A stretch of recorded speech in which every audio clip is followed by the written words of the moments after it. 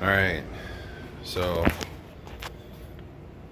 as you can see, the door operator's on. I think I skipped one where, so like I said in the last one, I took the trough out that was running here. And you can see here how I mounted the two pieces of Unistrut and just a 1/4 inch plate. I had to tighten that down a little bit, but then it works easy for the feet, and I could just, you line it up where it needs to be.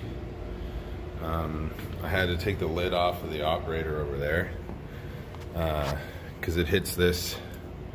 This is the selector tape, and the lid opens up and hits that, and it won't stay open for you.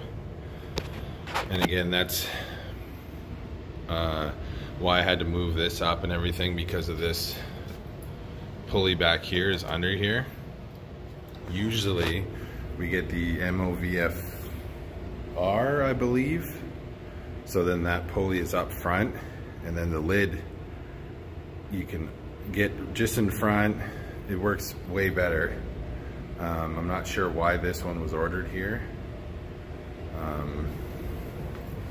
But so then I got the plate back there too, right?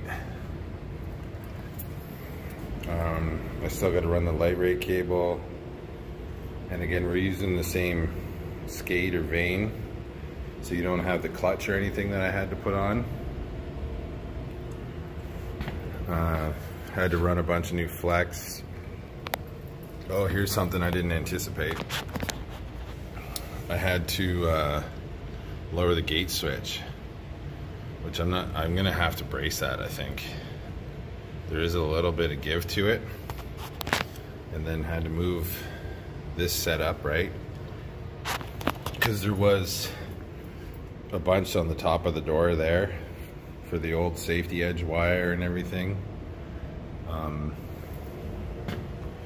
But it hasn't been too bad. When I replaced the flex for the cab lights here, I should have ran new wire, which I didn't. So I temporarily have it with some Moretz there now, but I'm gonna have to touch that up a little better.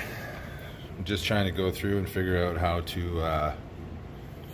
I'm gonna wire it up and everything, being that this is the first one I've done. But I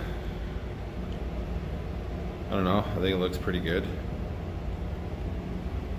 And hopefully it's up and running in not too long.